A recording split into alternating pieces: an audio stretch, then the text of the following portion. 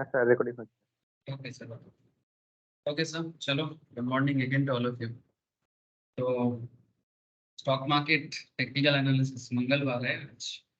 तो मंगलवार में क्या मंगल का खबर क्या है सर? मार्केट का खबर बताओ थोड़ा। जैसा हम लोग मार्केट के बारे में सोच रहे थे वैसा ही चल रहा है क्या, या तो ज्यादा ही हो गया? हाँ सर। গ্যাপ আপ ওপেনিং দিয়েছে স্যার, নিফটি ব্যাংক নিফটি। क्या आपका ओपिनियन? बाप रे बाप, मैंने कल से खबर नहीं देखा। कल तो छुट्टी था ना, फर्स्ट में।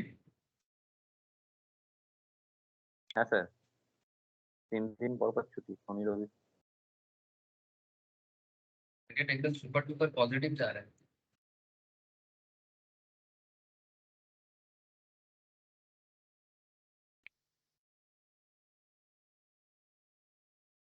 स्क्रीन शेयर है ना आप लोगों के साथ? হ্যাঁ sir, okay sir. IT stock গুলো স্যার মানে প্রত্যেকটা গ্রিন আছে প্রায়, ওই জন্যই কি আরো নিফটি আরো। আমি তো বললাম এরপর যে মুভমেন্টটা দেবে আইটির জন্যই হবে। বললি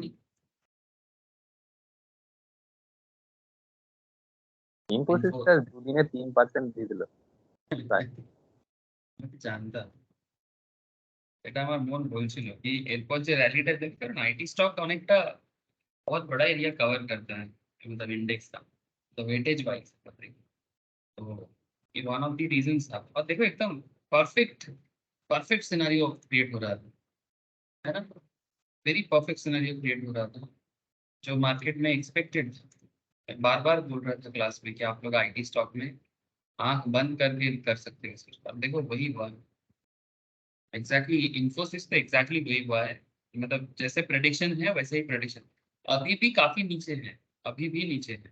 मतलब इसमें अभी बहुत मतलब पोटेंशियल है, निफ्टी में अभी बहुत पोटेंशियल है। पूर्वा गुड मॉर्निंग पूर्वा। আচ্ছা স্যার, 10% ডাউন ছিল কি মর্নিং স্যার। জন্য ছিল? হ্যাঁ বল কি বলছিস? গ্যাপটা 10% আছে। ওই যে গ্যাপটা আছে না, দেখো 1400 থেকে একদম ডাইরেক্ট 1200 নেমে, সেটা পুরো 10% গ্যাপ আছে। দাঁড়া এক সেকেন্ড, এইটা বলছিস? এটা তো গ্যাপ হ্যাঁ ডাউনটা স্যার, বলছিস? হ্যাঁ হ্যাঁ। হ্যাঁ, এটা তো গ্যাপ ডাউনের পেছনে রিজনটা তো বলেছিলাম ক্লাসে। এত মারাত্মক ডাউন যাওয়ার পেছনে রিজন কি ছিল? Basically IT companies international scenario में जो हालत हुआ है ना, तो specially Indian IT companies is 80 more than 80% is depend on USA. और अगर यूएस में मार्केट सैचुरेटेड है और मार्केट में न्यू जॉब अपॉर्चुनिटीज भी नहीं आ रहा है आजकल, ले ऑफ भी काफी कर रहे हैं, और ऊपर से financial banking sector in USA, ठीक है, तो भी डिफॉल्ट किया है। तो सारा का सारा इफेक्ट आईटी स्टॉक में है, और वही मेन रीजन है। काफी दिनों से ये बता रहा था कि होने वाला है कुछ तो, ठीक है। और आखिर हुआ था सर 17 अप्रैल ऑनवर्ड्स। 17 अप्रैल ना, हाँ 17 अप्रैल ऑनवर्ड्स ऐसे ही देखने को मिला। और अभी देखो उसके बाद जैसे हम लोगों ने क्लास में बात बात करना चालू किया, जस्ट सब देखते रहो, इंडिसीजन क्रिएट हो रहा था, बार बार इंडिसीजन क्रिएट हो रहा था। और मार्केट में दोजी, लगातार दोजी और स्पिनिंग टॉप फॉर्म होता गया लगातार, ठीक है। और यही यही आपको संकेत दे रहा था मार्केट सबसे। और एक दूसरा चीज क्या है कि इसका सपोर्ट लेवल एकदम सपोर्ट लेवल को छू के रखा है, उसके भी नीचे जाके रखा है। तो सारे एंगल से अगर प्रॉपरली आप देखो ना, तो आईटी स्टॉक में तो ग्रोथ बनता है, ठीक है। अब धीरे धीरे देखना बाइंग चलेगा, और मार्केट में हल्का फुल्का चेंजेस आपको देखने को मिलेगा। टीसीएस का हालत क्या है? टीसीएस तो और भयंकर, मैं बोला था देख पीयूष कुछ दिन होल्ड करके, मैं तेरे को बोला था कि थोड़ा रुक जा उसके बाद करना, हुआ? স্যার ठीक है। जिस दिन टीसीएस का डिविडेंड डिक्लेरेशन हुआ, ठीक है, तो डिविडेंड डिक्लेरेशन के बाद मैंने, काफी लोग आप लोग एक्साइटेड हो गए थे कि सर ट्रेड लेना है। मैं बोला ना इधर थोड़ा वेट कर जाओ, ठीक है। देखो लास्ट वीक का ही बात है, ज्यादा पुराना बात है नहीं, इट्स जस्ट 1 वीक एगो।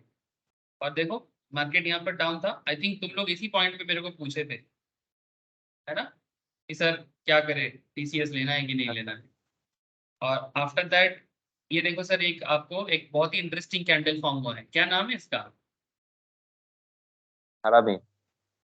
देखो एकदम परफेक्ट आपको पैटर्न दिया है, मैं बोला था आईटी स्टॉक को, बार बार मैंने क्लास में बोला था कि आईटी स्टॉक में आप लोग देखो ज्यादा कुछ सीखे ही नहीं हम लोग। मतलब मार्केट में कितना सारा चीजें लोग सीखते हैं, हम लोग इतना सारा कुछ सीखे ही नहीं, बेसिक्स में ही कवर किए हैं।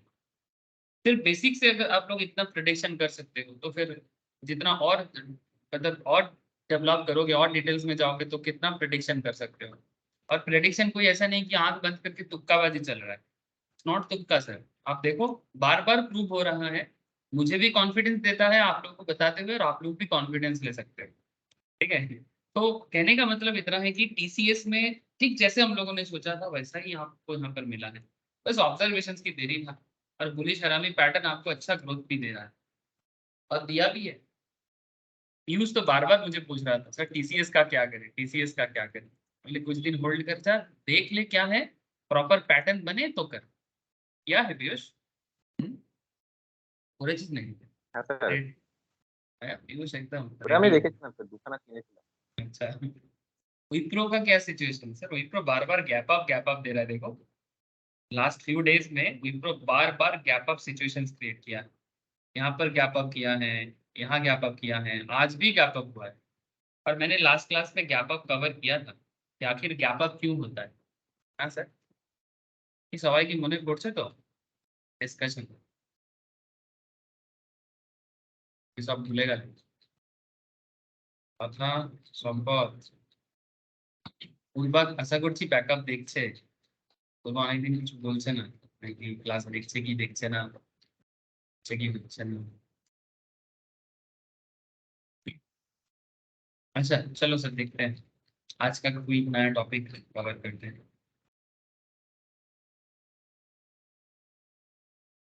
आई थिंक मैंने लास्ट वीक ये वाला पैटर्न कवर किया था, है ना, मल्टीपल कैंडलस्टिक्स, जिसमें मल्टीपल कैंडलस्टिक्स में मैंने आप लोगों को ये बताया था कि गैप अप और गैप डाउन ओपनिंग कब हो सकता है, और गैप अप गैप डाउन के साथ साथ morning star and evening star. সবাই আমার আওয়াজ পাচ্ছে? अरे तुमका आवाज नहीं आ रहा है मेरे तक, मेरा आवाज आ रहा है क्या? हाँ सर। ओके, तो देखो सर, तो ये रहा आपका गैप अप गैप डाउन के साथ साथ मॉर्निंग और इवनिंग स्टार को कैसे यूज करना है।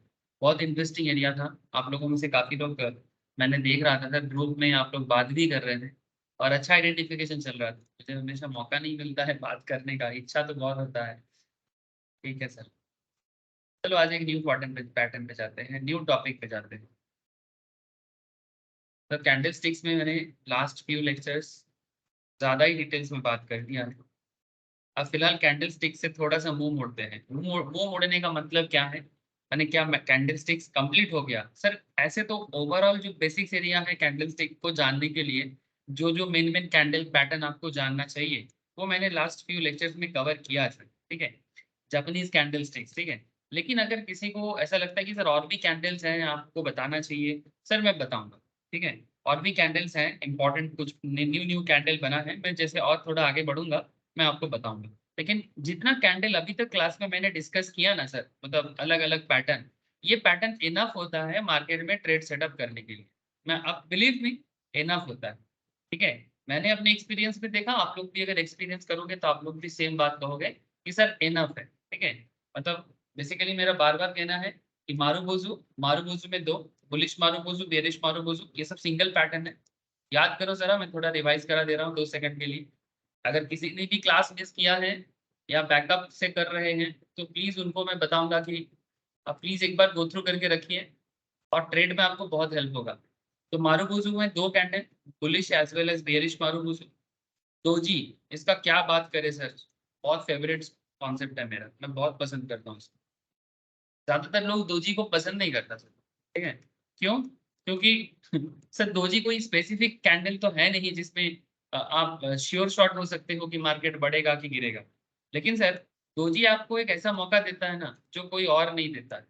दोजी या स्पिनिंग टॉप, ठीक है, मार्केट में इतना इंडिसिशन क्रिएट करता है, इतना इंडिसिशन क्रिएट करता है कि अल्टीमेटली आप रेडी हो जाते हो कि अब तो कुछ होने वाला है, अब तो कुछ होने वाला है, और होके ही रहता है सर, होके ही रहता है। जैसे मैंने रिसेंटली आपको इन्फोसिस में दिखा रहा था, रिसेंट चार्ट में मैंने आपको इन्फोसिस में दिखा रहा था कि आपको मौका मिल रहा था, बार बार आप सोच रहे हो, पोजीशन लो, ये सब पोजीशन का एरिया है, ठीक है। जैसे एक बैट्समैन छक्का लगाने से पहले उसको पोजीशन लेना पड़ता है ना, आईपीएल तो देख रहे हैं बहुत सारे लोग तो जब आप देखोगे ना, बैट्समैन का एक मूड होता है, जैसे केकेआर का एक बैट्समैन है, मुझे नाम याद आ गया सर, कोलकाता नाइट राइडर्स का एक बैट्समैन है, बड़ा अच्छा खेल रहा है आईपीएल में, आप लोग नाम जानते हो सर उसका नाम? सर रिंकू सिंह बोल के एक बैट्समैन है, ठीक है। सर एक ओवर में किसी बॉलर को पांच छक्का लगाया, ठीक है। तो और नॉट जस्ट कि सेम एक मैच में बार बार कर रहा है, तो बेसिकली काफी अच्छा फॉर्म में भी है। तो मैं एक चीज उसका बैटिंग में देख रहा था कि पोजीशन अच्छा ले रहा है, और पोजीशन अच्छा लेने से आपको मौका मिल जाता है, मतलब एक अच्छा बॉल में भी आप छक्का लगा सकते हो। तो क्रिकेट बहुत कुछ सिखाता है सर, क्रिकेट बहुत कुछ सिखाता है, समझ में आए ना आए, बट क्रिकेट समझने के लिए मैं हमेशा इंस्पायर करता हूँ। क्रिकेट में कौन जीत रहा है कौन हार रहा है उससे भी ज्यादा बात है कि सर क्या कर रहा है, ठीक है। सो मैं तो किसी का सपोर्टर नहीं हूँ, कोई भी जीते मेरा भारत जीतेगा आईपीएल सर, अलग बात है। लेकिन आपको मैं बस यही कहना चाहूंगा कि ये सब दोजी जैसा कैंडल ना, आपको बेसिकली रेडी रहना है, रेडी रेडी, ठीक है। जैसे एक बचपन में रन देते थे ना, ठीक है, रन का जो कंपटीशन होता था तो उसमें क्या बोलता था, हाँ गेट सेट रेडी, हाँ on your mark get set ready, ठीक है। तो on your mark get set ready का ही कॉन्सेप्ट है ये, ठीक है। आप अपने मार्क को रेडी करो और एकदम गेट सेट रेडी हो जाओ। तो बेसिकली यही एरिया है जिसमें हमेशा फोकस करना चाहिए। और मतलब ऐसा नहीं कि मैं सिर्फ इन्फोसिस में ये बात कहा, मैं आपको जब अदानी बोला था, हाँ सर, अदानी, आई थिंक चौथा को याद होगा, चौथा মনে আছে তো, আদানি তো সেম কনসেপ্টে ডিসকাস করেছিল, বারবার স্পিনিং টপ আর ডোজি ফর্ম হচ্ছিল, কি রে মনে পড়ছে? হ্যাঁ স্যার। দেখো, ठीक है, बार बार स्पिनिंग टॉप और डोजी फॉर्म हो रहा है, बार बार, मतलब एक बार नहीं, लगातार 4 दिन ये डे चार्ट ओपन करके रखा मैंने, मतलब इंडिसीजन है, और मार्केट आप ट्रेंड में था, और अदानी के बारे में एक नेगेटिव न्यूज मार्केट में पूरा छा गया था। अभी भी नेगेटिविटी छाया हुआ है अदानी के ऊपर, बट अभी सेबी, पता है आपको अदानी के बारे में क्या कहा गया है? सेबी को बेसिकली सुप्रीम कोर्ट ने बोला था सेबी को इसके बारे में छानबीन करने के लिए, कि जो रिपोर्ट हिंडनबर्ग ने दिया है सेबी के बारे में, सॉरी हिंडनबर्ग रिसर्च कंपनी जो है ना सर, जो रिसर्च फार्म है बेसिकली रिसर्च एनालिस्ट का, शॉर्टिंग करते हैं ज्यादातर केस में, है ना, शॉर्ट सेलिंग करते हैं, शॉर्टिंग करते हैं ज्यादा, यानी मार्केट के गिरने पे वो पैसा लगाते हैं। तो हिंडनबर्ग का रिसर्च कितना सही है, और अदानी के अगेंस्ट में जो क्लेम बाग ने किया था वो कितना सच्चा है, इसके ऊपर सुप्रीम कोर्ट ने सेबी को बोला है कि आप प्रूव करो। तो सेबी ने बोला कि हमको और 6 मंथ्स चाहिए, सुप्रीम कोर्ट से और 6 महीना मांगा है सेबी ने, इस बात को प्रूव करने के लिए कि अदानी के बिजनेस में मैनिपुलेशन रहा है। मतलब बेसिकली इंडियन बाग ये क्लेम किया है कि अदानी अपना स्टॉक को मैनिपुलेट किया है, बेसिकली अपना बैलेंस शीट को मैनिपुलेट किया है, अपने प्रॉफिट एंड लॉस अकाउंट को मैनिपुलेट किया है, जितना वैल्यूएशन है नहीं अदानी का उससे ज्यादा अदानी अपना वैल्यूएशन दिखाना चाह रहा है, ठीक है। तो यही चीज बोल के हिंडन बाग ने अदानी के अगेंस्ट में बात को छेड़ दी, मार्केट में अदानी धड़ाधड़ गिरता गया, ये कहानी मैंने पहले भी बताया, मैं फिर बता रहा हूँ आपको, ठीक है। तो मार्केट में अदानी ब्लीड हो गया सर, ब्लीड ब्लीड समझते हो, हाँ, रॉक तक तो है कैसे, रॉक तक तो मैंने कहा था सर 3,500 के आसपास, और अदानी कहाँ गिरा है 1,500 में, और वो भी वेरी फ्यू टाइम के अंदर, मैंने हार्डली 2 वीक्स। लेकिन इसमें भी काफी लोगों ने मौका बनाया, आप लोगों में से भी कोई कोई है जो मेरे को पूछा था कि दादा सर क्या करें, मैं बोला था शॉर्ट सेल कर सकते हो तो करो अगर मौका मिल रहा है तो, उसके बाद तो फ्रीज कर दिया था, ट्रेड नहीं मिल रहा था, लेकिन एक मौका बन रहा था। लेकिन उसके बाद देखो, जैसे अदानी गिर गया उसके बाद भी सिमिलरली जब 1,500 के आसपास था तब भी मेरे दिमाग में एक चल रहा था कि देखो फिर से स्पिनिंग टॉप दोजी बन रहा था, ठीक है।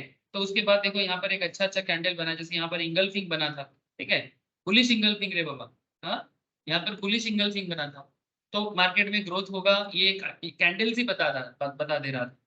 उसके बाद फिर से देखो अभी इंडिसीजन चल रहा है, क्यों? वो जो सेबी बोला है ना प्रूफ के बारे में, देखो अदानी रुक गया है, अदानी रुक गया है, ये दिखाई दे रहा है क्या? এটা দেখা যাচ্ছে? হ্যাঁ স্যার। হ্যাঁ স্যার। ठीक है, अदानी रुक गया है, देखते रहो इसको। अगर प्रॉपर कैंडल मिले तो मौका में चौका मारना। मैं आपको बोल रहा हूँ कि अदानी इतना जल्दी खराब होने वाले में से नहीं है, मतलब, लेकिन फिर भी सेबी एक अपना इंडिपेंडेंट रिपोर्ट तो बिल्कुल पेश करेगा, भले ही वो अदानी क्यों ना हो, इतना ही सुपर पावर है उसके पास। बट सर, देखना सर, हाँ, अदानी को देखते रहना, अदानी में मौका बनेगा। ठीक है, अदानी में फिर से मौका बनेगा, मैं आपको बोल रहा हूँ। हाँ, हो सकता है कि अगर कोई थोड़ा सा नेगेटिविटी आ जाए ना, तो जो लोग यहाँ पर होल्डिंग में है ना, जो थोड़ा सोच रहे हैं कि क्या करे, मतलब फर्दर सेल कर, बाई करे कि नहीं करे, इसमें थोड़ा कंफ्यूजन है यहाँ। मार्केट यहाँ पर थोड़ा फर्दर बाई के बारे में कंफ्यूज है। ठीक है, तो अगर बाई चांस कोई नेगेटिव आ जाता है सेबी की तरफ से, ठीक है, और सुप्रीम कोर्ट की तरफ से, तो शायद यहाँ पर आपको एक सेल देखने को मिले, हल्का।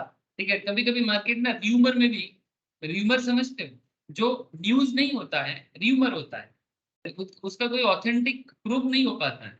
ठीक है, तो उसमें भी मार्केट में चेंजेस आता है, पता है आपको, लेकिन वो ज्यादा नहीं, वो ज्यादा नहीं होगा, शायद इस रेंज में आ सकता है। तो देख सकते हो आप, थोड़ा ऑब्जर्व करो, कुछ दिन में भी आपको मार्केट में थोड़ा डाउन ट्रेंड देखने को मिले तो मौका बन जाएगा, फिर से बाई का मौका मिल जाएगा। तो ट्राई करना, और अगर आपको पॉजिटिव मिलता है तो इसी रेंज से चलते चलते चलते चलते अदानी फिर से 3,500 जोन को 2023 24 25 के आसपास भी पहुंच जाएगा। तो कहने का मतलब ऐसा है कि देखते रहो सर, दोनों में से कुछ भी सिचुएशन हो सकता है, आप भी जहां हो मैं भी वहीं पर हूँ, लेकिन कैसे आपको एनालिसिस करना चाहिए कंपनी के बारे में और क्या खबर को थोड़ा सुनना चाहिए, उसका एक जस्ट एक आइडिया मैंने आपको शेयर किया। तो marubozu, bullish marubozu, bearish marubozu, doji, spinning top, paper umbrella, hammer, hanging man, shooting star, these are very popular for single candle. Okay, single candle sticks में बहुत ही पॉपुलर कैंडल है। ये सब चीजों को आप जितना अपना ऑब्जर्वेशन पावर बढ़ाओगे, ठीक है, मैं आप लोगों को फिर से एक होमवर्क दे रहा हूँ, ईच एंड एवरी कैंडल पे ऑब्जर्वेशंस करोगे, किसी भी कंपनी का, किसी भी कंपनी का, किसी भी स्टॉक चूज करो, कोई भी स्टॉक चूज करो, और आप लोग स्टॉक मार्केट ट्रेडिंग ग्रुप में शेयर करो। ठीक है, रिसेंट हो, जितना रिसेंट होगा उतना बढ़िया है सर। ठीक है, चाहे मारुबुजू हो, स्पिनिंग टॉप हो, हर हर एक के ऊपर आप लोग, मैं आपको होमवर्क दे रहा हूँ। ठीक है, आइडेंटिफाई करना और ग्रुप में शेयर करना उस पर्टिकुलर एरिया को गोला करके। इसमें क्या होगा, आप लोगों का भी एक होम टास्क हो जाएगा और सबके लिए एक रिस्पॉन्सिबिलिटीज हो जाएगा कि हमें करना है। ठीक है, अच्छा, फिर सेकेंडली हम लोगों ने मल्टीपल कैंडलस्टिक्स में रिसेंटली इंगल्फिंग कंप्लीट किया। इंगल्फिंग के अंदर bullish as well as bearish, bullish as well as bearish. ठीक है, जैसे मैंने अभी अदानी में आपको शायद बुलिश इंगल्फिंग दिखा रहा था, जैसे यहाँ पर अदानी ने मौका बनाया था मार्च के एंड पे, मार्च के एंड पे एक बढ़िया मौका दिया था, बढ़िया मौका दिया। इवन जो लोग फ्यूचर एंड ऑप्शन ट्रेड करते हैं उनके लिए भी ये मौका एकदम बिल्कुल पक्का मौका बनता है। रोज रोज मार्केट से कमाना है ऐसा जरूरी नहीं है, रोज रोज इनकम करना है। कोई कोई सोचता है ना कि मुझे डेली मार्केट से अर्निंग चाहिए, नहीं सर, ऐसा जरूरी नहीं है। ये गलत सोच होता है कि पर डे मार्केट से मैं 2,000 कमाऊंगा। ठीक है, ऐसा हमेशा पॉसिबल होगा, इसका कोई गारंटी नहीं। बट मैं आपको इतना जरूर बोल सकता हूँ कि अगर आप सही मौके पे चौका लगाते हो, प्लीज आप मेरा बात को सुनना। ठीक है, कोई कोई कोई ना मार्केट में फुल, मतलब कंप्लीट फुल टाइम ट्रेडर के तौर पे आना चाहता है। ठीक है, फुल टाइम ट्रेडर, बात को समझे, फुल टाइम ट्रेडर बनने के लिए वो सोचता है कि मैं कुछ नहीं तो जैसे एक डेली मजदूर सोचते हैं ना, मजदूर समझते हो, जो श्रमिक श्रेणी का होते हैं सर। ठीक है, जो डेली काम पे जाते हैं और डेली अपना एक वीकली वेजेस लेते हैं या डेली वेजेस लेते हैं। ठीक है, तो कोई कोई ना स्टॉक मार्केट को ऐसे परसेप्शन में आते हैं कि क्या स्टॉक मार्केट, मुझे बहुत से सवाल करते हैं, क्या स्टॉक मार्केट से डेली 2,000 कमाया जा सकता है? हाँ, daily earning, sir daily earning पैसा नहीं होता है जैसा आप मतलब नॉर्मल आम आदमी सोचता है। ठीक है, उनको लगता है कि मैं daily market up and down में 2,000 कमा लूंगा। सर 2,000 कमाने की जगह 2,000 का लॉस भी हो जाएगा। सर कहना क्या चाहते हो? सर मैं कहना ये चाहता हूँ कि 2,000 एवरेज में इनकम हो सकता है, पर डेली 2,000 नहीं हो सकता। बात को समझे, माने मैं आपको ये कहना चाहता कि मानो किसी ने ये जो बुलिश मारुबुजू, सॉरी बुलिश इंगल्फिंग का ये जो पैटर्न पहचाना और अदानी में ट्रेड लिया। ठीक है, तो से फॉर एग्जांपल अदानी ने उसने ट्रेड लिया 1100 समथिंग में। ठीक है, नहीं चलो यहाँ पर ले लेते हैं 1,300 समथिंग में, और इसने टारगेट को फुलफिल कर लिया, 2,000 में जाके सेल कर दिया, से फॉर एग्जाम्पल। तो अगर अदानी ने किसी को 1,300 टका में बाई किया था और 2,000 में बेचा, तो 700 टका पर शेयर उसने अर्निंग किया। अगर उसने 100 शेयर भी परचेस किया, एग्जाम्पल के तौर पे बता रहा हूँ, या 10 शेयर भी परचेस किया था, अपने अपनी कैपिटल के ऊपर ऑब्वियसली डिपेंड करता है, बट मैं आपको तो चलो 100 शेयर तो मैंने थोड़ा ज्यादा बोल दिया, जो लोग न्यू स्टार्टर है उनके पास इतना पूंजी नहीं होता है, आप 10 शेयर ही लेते ना तो भी 7,000 का कमाई होता है आपका। अब ये 7,000 को अगर आप एक हफ्ते में कमाया है ना, ये 1 वीक इनकम है, तो 1 वीक में अगर आपने 7,000 कमाया तो डेली का कितना अर्निंग हो गया आपका, 7 दिन का एवरेज करो, या फिर सैटरडे संडे तो मार्केट नहीं रहता है, 5 दिन का इनकम कर सकते हो, तो 7,000 डिवाइडेड बाई 5, तो फिर भी आप यहाँ पर देखोगे तो आपका ऑलमोस्ट 1,000 से ज्यादा इनकम आ रहा है पर डे के हिसाब से। तो ऐसा हो सकता है, ऐसा होता है और ऐसा ही होना चाहिए। ऐसा नहीं कि डेली में मार्केट से 2,000, ऐसा नहीं होता है। ऐसा अगर कोई भी कभी कभी कर लेते हैं वो अलग बात है, बट मार्केट को कभी वैसा नहीं देखना चाहिए कि मैं डेली मार्केट से 2,000 कमाऊंगा। आपको मार्केट पर्टिकुलर टाइम पे मौका देगा, आप टाइमिंग्स में खेल खेलो। क्या आपको मेरा बात समझ में आया? ये मेरा परसेप्शन है सर, ठीक है, ये मैंने ऑब्जर्व किया कि डेली मार्केट से जो अर्निंग लोगों ने सोचता है ना कि मैं होल टाइम ट्रेडर बनूंगा, डेली 2,000 कमाऊंगा, तो डेली वो एवरेज मिल सकता है, बट कभी आप डेली बैठ के मार्केट से 2,000 कमाओगे, ऐसा होना डिपेंड करता है। बट परफेक्ट मौके पे अगर आप चौका लगाते हो तो मैं आपको बोलता हूँ कि डेली 2,000 क्या, डेली 10,000 भी कमाया जा सकता है, पर डे 10,000 भी कमाया जा सकता है, depending on your capital investment and something like. लेकिन सही मौके पे चौका मारो, ये जरूरी है। लेकिन अगर मौका नहीं बनता है तो बॉल छोड़ दो सर। टेस्ट क्रिकेट देखे हो सर? हाँ सर, अगेन क्रिकेट के बारे में बोल रहे हैं सर। टेस्ट क्रिकेट ना पेशेंस का खेला है, तो मार्केट भी ना पेशेंस का खेला है। यहाँ पर जो लोग इम्पेशेंस हो जाते हैं ना, उनके लिए थोड़ा मुश्किल है, गलती कर बैठते हैं और अल्टीमेटली लॉस मेकिंग ट्रेड में चले जाते हैं। तो logical thinking and calculative risk माने बिना बात करे नहीं, कैलकुलेटिव रिस्क, यही आपको मार्केट में एक प्रॉफिटेबल ट्रेडर के तौर पे आपको स्ट्रॉन्ग करेगा।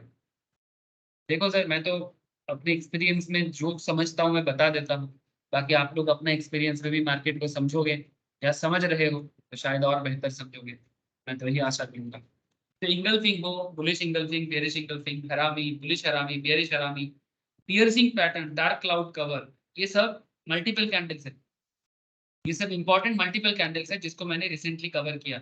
इसके साथ मैंने मॉर्निंग और इवनिंग को लास्ट क्लास में कवर किया था, जहां पर gap up as well as gap down,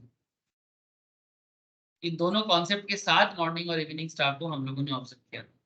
यहाँ पर भी आपको एक अच्छा मौका बनने में दिख रहा है। तो ओवरऑल अगर देखा जाए तो एज पर दी एनएसी सिलेबस, ठीक है, नेशनल स्टॉक एक्सचेंज का जो टेक्निकल एनालिसिस का सिलेबस वाइज भी अगर मैं देखूँ तो मैंने कैंडल चार्ट्स का जो एरिया है उसको ऑलमोस्ट कवर कर दिया है ना सर। मैंने बेसिक कवर किया और कैंडल चार्ट्स को पूरा कंप्लीटली टेक्निकल भी मैंने कवर किया। अब देख सकते हो जो जो मैंने बताया वो सभी चीज यहाँ पर भी है। ये क्या है सर? ये एनएससी का सिलेबस है रे बाबा, टेक्निकल एनालिसिस का। सवाई देखते बच्चे तो, अरे आपको दिखाई दे रहा है?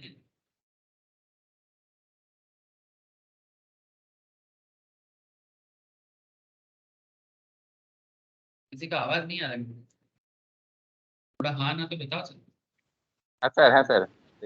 হ্যাঁ স্যার, স্যার আপনার সাউন্ডটা একটু কেটে কেটে আসছে। সবাই সবাইকে কি সবাইকে আমার সাউন্ড কেটে যাচ্ছে? আপনার না না না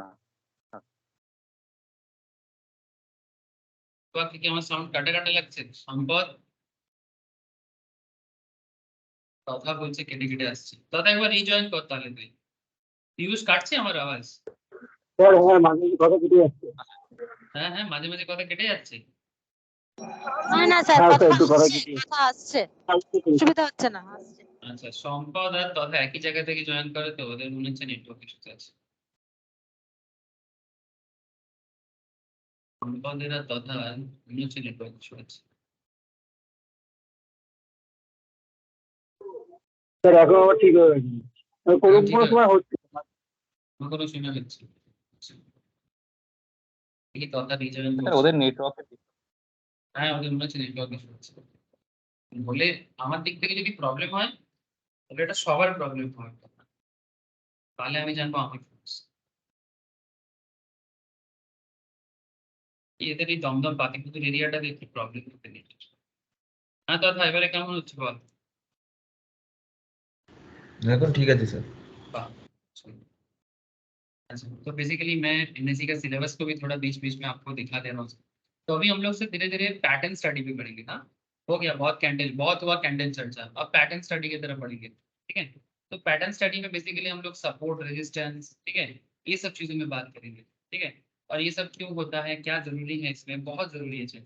even not just for the intraday trading, चाहे आप फ्यूचर एंड ऑप्शन ट्रेड कर रहे हो, चाहे आप स्विंग ट्रेडिंग कर रहे हो, ठीक है, चाहे आप जो भी ट्रेडर बनते हो, चाहे आप स्कैल्पर हो, ठीक है, फ्यूचर एंड ऑप्शंस में आप रेगुलर ट्रेड लेना चाहते हो, ऐसे कल से चालू हो जाएगा फिर से ऑप्शन का क्लास, ठीक है, तो हर वीक आप लोगों को पता ही है ऑप्शन ही ज्यादा बात होता है।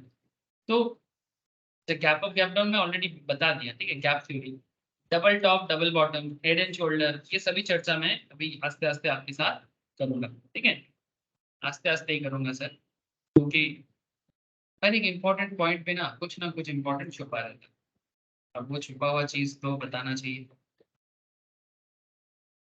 Okay okay okay okay okay, तो चलो आगे बढ़े।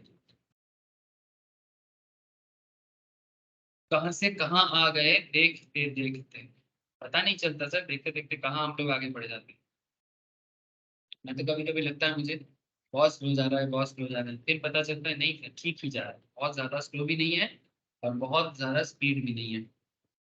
Look at this support level and resistance level, ये बेसिकली टेक्निकल पैटर्न है सर, ठीक है। सपोर्ट और रेजिस्टेंस को क्या कहा जाता है सर?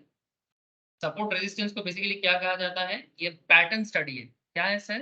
पैटर्न स्टडी, ठीक है। जैसे इतना दिन तक हम लोग क्या कर रहे थे? कैंडल स्टिक स्टडी, अब क्या जा रहे हैं सर? पैटर्न स्टडी, मार्केट का पैटर्न को समझना है। और मार्केट पैटर्न में एक सबसे इंपॉर्टेंट चीज माना जाता है support level and resistance level. But sir how to identify? Sir वही तो सीखना है, आइडेंटिफाई तो सीखना है। अच्छा, while discussing candlesticks we had learned about the entry and the stop loss points, है ना सर? हम लोगों ने दो चीज में बहुत डिस्कस किया कि किस पॉइंट में एंट्री करना चाहिए, कहाँ स्टॉप लॉस लगाना चाहिए, है ना। जैसे एग्जांपल लेता हूँ मैं, कोई भी एक कैंडलस्टिक्स को मैं ऑनलाइन से मतलब लाइव मार्केट से ले लेता हूँ सर। जैसे मैं आपको अदानी का एग्जांपल दे रहा था, अगर मानो तो मैंने यहाँ पर ट्रेड लिया था अदानी, तो अगर मानो कि अदानी यहाँ पर मुझे बुलिश दिखा, बुलिश इंगल्फ, আচ্ছা ইয়াদ আয়া তথা তোর ওটা টার্গেট অ্যাচিভ হয়েছে বলে তুই আমাকে একটা জিজ্ঞেস করেছিলি না কোন স্টকের উপরে? ইন্ডাসইন স্যার। হয়ে গেছে, অ্যাচিভ হয়েছে, এখনো বাকি আছে? রেখে দিয়েছি স্যার। না না মানে টার্গেটটা অ্যাচিভ হয়েছে যে পয়েন্টটা বলেছিলাম? না স্যার। কতটা আছে এখন? অনেকটাই তো হচ্ছে রে। तथा ने मेरे को इंडस इंड में पूछा था सर इंडस इंड का क्या करें। मेरा इसके बारे में टारगेट ऐसे शॉर्ट टर्म टारगेट है ऑलरेडी 1-2 मंथ्स के अंदर 1200 समथिंग ऐसा टारगेट तो मैंने रखा था इसके बारे में। लॉन्ग टर्म में इसके बारे में मेरा टारगेट ऐसे 1500 जा सकता है मैक्स मैक्स, ठीक है। मैंने 1 ईयर बोला था, देखो अभी क्या हालत है, मतलब जब से तौथा ने मेरे को बोला है तब से ये आगे ही बढ़ रहा है। तौथा 1230 शॉर्ट टर्म टारगेट है 1220-30 तक जाएगा मेरा ऐसा लग रहा है। अच्छा ठीक है, टारगेट कैसे होता है मैं सिखाऊंगा आपको। तो मैं बात कर रहा था अदानी पे, मैं बात कर रहा था अदानी पे। जैसे मानो कि अदानी का ये जो जोन हमें दिखा था, इस जोन में अगर किसी को बाई करना है तो कहाँ बाई करेगा सर? ये पैटर्न 1 जो डाउन ट्रेंड में बना था, बियरिश कॉन्सेप्ट में बना हुआ है, फर्स्ट कैंडल मैंने मार्केट को और बियरिश मोड पे धकेल रहा है। धकेल रहा है मैंने मतलब मार्केट बोल रहे हैं कि भाई मैं बियर हूँ तो बियर को ही जिताऊंगा, लेकिन ये पैटर्न 2 जो है ये बियर को जीतने नहीं देना चाहता। ये कह रहा है कि नहीं हम बियर का जो कॉन्सेप्ट मार्केट में चल रहा था इसको खत्म करेंगे। तो पैटर्न 2 जो है वो बुलिश कैंडल बना है और इतना बुलिश बना है कि पैटर्न 1 को पूरा क्या कर लेता है? इंगल्फ कर लेता है। और इसका स्टॉप लॉस और बाइंग जोन क्या बनता है, मतलब किस पॉइंट में आपको एंट्री करना चाहिए, है ना, मतलब वेयर टू एंट्री, मतलब बाई कब करें, बिग क्वेश्चन। तो कैंडल स्टिक्स पैटर्न तो हमें ये बता देता है ना सर कि जो आपका पैटर्न का सेकेंड डे है या फिर पैटर्न का जो क्लोजिंग पॉइंट है। जैसे मानो अगर मैं डेट वाइज बात करूं, तो 27 फरवरी को बुलिश बेयरिश कैंडल कंटिन्यू था और 28 फरवरी को बुलिश कैंडल उसको घेर लिया माने इंगल्फ कर लिया। तो पैटर्न 2 जैसे ही कंप्लीट हुआ, पैटर्न 2 जब क्लोज हो रहा है माने इस पॉइंट पे और 3:15-20 के आसपास जब आप कंफर्म हो गए कि हाँ भाई इंगल्फिंग बन चुका है, बुलिश इंगल्फिंग कंफर्म हो चुका है, तो this is the buying zone. माने कितना हो जाएगा इस जोन के हिसाब से देखा जाए तो it's almost 1364 something like that. Okay, 1360 का एरिया है जो आपको बाइंग दे रहा है, तो आप यहाँ पर बाई करते हो। तो आपको यहाँ पर बाई करने का मतलब क्या है, this is the entry point. और मैंने क्या सीखा सर, और हम लोगों ने ये सीखा कि अगर मार्केट आपके हिसाब से नहीं चला, अगर मार्केट आपके पॉइंट ऑफ व्यू के हिसाब से नहीं चला, ऑपोजिट डायरेक्शन में चल गया, क्योंकि you are bullish, that's why you are in the buying zone. आपने बाई क्यों किया 1360 में, 1360 में आपने बाई क्यों किया था, इसलिए बाई किया था क्योंकि आपको लगा था कि मार्केट आगे बढ़ने वाला है और बुलिश इंगल्फिंग आपको इस पॉइंट पे कंप्लीट सपोर्ट दे रहा था। लेकिन सर आपको स्टॉप लॉस का भी एक थोड़ा सा चिंता होता है कि भाई स्टॉप लॉस कहाँ लगा है। तो हम लोगों ने ये सीखा था कि दोनों पैटर्न में से pattern 1 as well as pattern 2, इन दोनों पैटर्न में से जो लोएस्ट ऑफ द लो है, तो हम लोग यहाँ पर ये देख रहे थे कि अगर बाई चांस मार्केट हमारे अगेंस्ट में जाता है तो मार्केट नीचे 1091 तक जा सकता है as per the day candle. ठीक है, ये मैं डे चार्ट के हिसाब से बता रहा हूँ। अब मिनट का चार्ट अलग होता है सर, ठीक है, जरूरी नहीं कि जो आपको डे में दिख रहा है मिनट में आपको सेम दिखे, ठीक है, तो अलग होता है। तो स्टॉप लॉस फाइंड आउट कैसे किया जाता है, कैंडल के थ्रू से, और एंट्री का किस पॉइंट पे लेना चाहिए, ये दोनों चीज में बात हुआ है। बट जिस चीज में अभी तक डिटेल्स में बात नहीं हुआ है वो ये रहा सर, एग्जिट कब करना चाहिए, एग्जिट कब करना चाहिए। अभी एग्जिट का आपको अता पता लगेगा, थोड़ा वेट कर जाओ, काफी वेट कर रहे हो आप लोग। So while discussing the candlesticks pattern, we had learned about the entry and the stop loss point. However, the target price was not discussed. Okay, तो हम लोग इस चैप्टर में धीरे धीरे टारगेट की तरफ बढ़ेंगे कि आखिर हमें कब तक टारगेट को बना के रखना चाहिए और उसके बाद हमें क्या करना चाहिए, एग्जिट कर लेना चाहिए, ट्रेड को कंप्लीट कर लेना चाहिए। So the best way to identify the target price is to identify the support and resistance points. The best way, market में सबसे बेस्ट माना जाता है इसको, मतलब without any dispute, support and resistance level. But इसको आइडेंटिफाई करना इतना आसान भी नहीं है और इतना कठिन भी नहीं है, ठीक है, मतलब not so easy and not very tough. So support and resistance are specific price points on a chart which are expected to attract maximum amount of either buying or selling. तो सपोर्ट क्या है, support आपको support zone या resistance zone जो बनेगा ना, वो आपको मैक्सिमम अमाउंट ऑफ या तो बाइंग जोन क्रिएट करेगा या तो सेलिंग जोन क्रिएट करेगा। Support price is a price at which one can expect more buyers than sellers. Support zone में आपको ज्यादा बायर मिलता है सेलर से। Likewise the resistance price is a price at which one can expect more sellers than buyers। समझाता हूं sir, ठीक है। तो बेसिकली ये तो था डेफिनेशन कि what is support and what is resistance, है ना। सपोर्ट क्या है और रेजिस्टेंस क्या है उसका डेफिनेशन मैंने आपको बताया, बट अभी समझाना बाकी है। स्टैंड अलोन बेसिस माने अगर आप सिंगल हैंडेडली देखो, stand alone basis traders can use support resistance to identify trade entry points as well. Trade का एंट्री पॉइंट भी सपोर्ट रेजिस्टेंस देख के लिया जाता है, माने ऐसा नहीं कि सिर्फ टारगेट ही फिक्स किया जाता है कि किस पॉइंट पे आप एंटर करना चाहते हो, ये भी सपोर्ट और रेजिस्टेंस लेवल आपको मौका देता है। मैं आपको अभी लाइव मार्केट से भी काफी सारा चीज बताऊंगा, लेकिन थोड़ा वेट कर जाओ, पहले कॉन्सेप्ट थोड़ा बिल्ड कर लेते हैं। तो रेजिस्टेंस क्या है sir, as the name suggest, name से ही पता चलता है। हाँ सर, नाम बहुत कुछ कह देता है। As the name suggest, resistance is something which stops the price from rising further. Resistance उसे कहते हैं जो दाम को, स्टॉक का प्राइस को फर्दर मूव करने से रोकता है, स्टॉक प्राइस को फर्दर मूव करने से रोकता है, ठीक है। इसको रोकेगा, रोकेगा, रोकना माने रेजिस्ट करेगा, अभी और नहीं जा सकता है अभी कुछ दिनों के लिए। As the name suggests, resistance is something which stops the price from rising further, and resistance level is price point on the chart where trader expect maximum supply। maximum supply माने maximum selling, ठीक है। Cell बढ़ जाएगा माने जिसके पास जितना holding था, जो होल्ड कर रहा था, वो अपना शेयर को सेल करके निकलना चाहेगा। और resistance level always above the current market price, resistance level always current market price से हाई लेवल में होता है। Sir how to identify? Sir अभी हो जाएगा ना, अभी अता पता लग जाएगा। तो likelihood of the price rising up to the resistance level, consolidating, absorbing all the supply and then declining is high। मैंने पहले वो थोड़ा कंसोलिडेट करेगा, एब्जॉर्ब करेगा, ठीक है, सप्लाई को, फिर उसके बाद बहुत ही हाई पॉइंट से नीचे गिरेगा। Resistance is one of the critical technical analysis tool which market participants look at it rising market.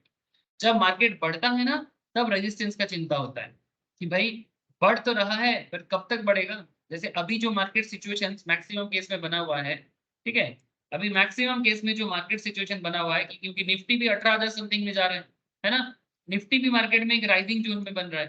तो निफ्टी भी राइजिंग है, लास्ट फ्यू वीक से अगर आप देखो तो निफ्टी एक अपना ग्रोथ बना के चल रहा है, आप देख सकते हो। तो निफ्टी में ग्रोथ है, तो अभी चिंता है सबको कि भाई कब तक बढ़ेगा, कब तक बढ़ सकता है, क्या चांसेस है कि निफ्टी कहाँ जाके रुकेगा, क्या रुकेगा कि बढ़ता ही जाएगा। ठीक है सर, ऑब्वियस बात है, बढ़ता तो नहीं जाता है वैसा हमेशा, कहीं ना कहीं वो जरूर रुकेगा। ठीक है, कहाँ तक रुकेगा, मतलब रेजिस्टेंस लेवल कहाँ तक आके खत्म होगा, तो वही समझने वाला बात है, समझाता हूँ लोगों को। और जैसे ही पता चल जाए ना कि भाई रेजिस्टेंस आ गया है, resistance of an act has triggered to sell. अब जैसे ही रेजिस्टेंस आ जाएगा ना, सेलिंग प्रेशर बढ़ जाएगा। मैंने मार्केट में आप अगर निफ्टी में ट्रेड कर रहे थे तो आप सेलर बन जाओगे, है ना। जैसे यहाँ पे बायर बना था, नॉर्मली निफ्टी में हम लोग ऑप्शंस में ट्रेड लेते हैं, फ्यूचर में ट्रेड लेते हैं। अब यहाँ बायर बने थे हैमर देख के, हाँ सर, हैमर देख के बायर बन गए थे। अब आपको प्रॉपर मौका मिलते ही आप सेलर बन जाओगे, स्क्वायर ऑफ कर सकते हो, या फिर अगर आप शॉर्ट सेल करना चाहते हो तो शॉर्ट सेल कर सकते हो, है ना। तो जो भी ऑप्शंस आपको मिल जाए पुट ऑप्शंस वगैरह में या फिर कॉल ऑप्शंस में सेलर बन सकते हो। सो कहने का मतलब इतना है कि जब भी आपको लगे कि मार्केट गिरेगा, तब आपका सोच अलग हो जाता है ना। Trigger to sell, trigger to sell. तो एक चार्ट है सर अंबुजा सीमेंट्स का, इसमें एक हॉरिजॉन्टल लाइन है जिसमें 215 है चार्ट में, मैं तो बताता हूँ आपको। Marks the resistance level for Ambuja cements. चलो देखते हैं कि अंबुजा का रेजिस्टेंस कैसे यहाँ पर आइडेंटिफाई किया गया। क्या आप लोगों को दिखाई दे रहा है सर ये स्क्रीनशॉट वाला चार्ट? बाकी लाइव मार्केट में मैं और बताता हूँ, लेकिन प्लीज मुझे इतना बताओ कि क्या आपको यहाँ पर स्क्रीन दिख रहा है?